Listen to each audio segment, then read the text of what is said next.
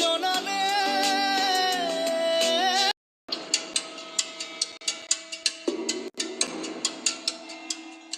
রাহুল হত্যার তদন্তে এবার উঠে এলো এমন এক ইলেকট্রিক শর্ট থিওরি, যেটা জানলে আপনার গায়ের লোম খাড়া হয়ে যাবে।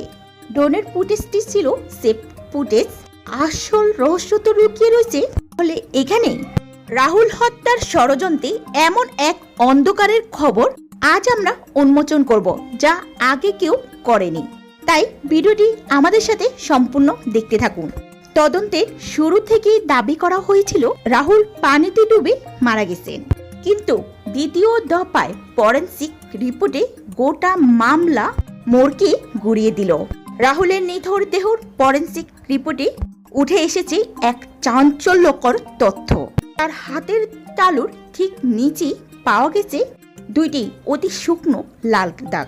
প্রাথমিক তদন্তে এটি সাধারণ আঘাত মনে হলো ফরেনসিক বিশেষজ্ঞদের জোরালো সন্দেহ এটি কোনো সাধারণ দাগ নয়, বরং ইলেকট্রিক শক ব্যবহারের সুনির্দিষ্ট লক্ষণ।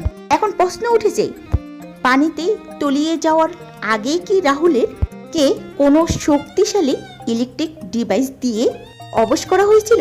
তাহলে কেন তাকে অবশ করার প্রয়োজন হলো? এই থিওরিটি যদি সত্যি হয়, তবে এটি জলের মতন পরিষ্কার যে এটি কোনো দুর্ঘটনা নয়, বরং অত্যন্ত নিখুঁত পরিকল্পনা করায় একটি পেশাদার খুন। খুনেরা জানতো অবশ করা অবস্থায় কেউ সমুদ্রে পড়লে তার বেঁচে ফেরার সম্ভাবনা 0%। তবে আপনাদের কি মনে হয়, তাহলে কি সত্যি হলো ঘটনাটি? রাহুলের এই মৃত্যু দুর্ঘটনা নয়, তাকে মেরে ফেলা হয়েছে ইলেকট্রিক শক দিয়ে, যাতে করে সে অবশ অবস্থায় পানিতে ডুবে মারা যায়। তবে কি এটি একটি সুপরিকল্পিত হত্যা নয়? অবশ্যই আপনার মতামতটি ভিডিওটির নিচে কমেন্ট সেকশনে জানাতে ভুলবেন না। রাজনীতিকরণ করে ফেলেছেন। সিপিএম এর বিরুদ্ধে একসময় অভিযোগ আনতেন না, সিপিএম কিন্তু এইরকম রাজনীতি করেনি। এখন তো আর্টিস্টরা পার্ট টাইম আর্টিস্ট, কারণ ফুল টাইম তো তারা রাজনীতি করেন তৃণমূলের মঞ্চে উঠে। আজকে বেঙ্গল ইন্ডাস্ট্রিটা শেষ হয়ে যাওয়ার পেছনে আপনাদের একটা কিন্তু বড় ভূমিকা রয়েছে, আর যার পরিণতি হচ্ছে আজ এই ঘটনাগুলো। কিছু নিরপরাধ আর্টিস্টকে তাদের জীবন দিয়ে আপনাদের কৃতকর্মের ফল ভোগ করতে হচ্ছে।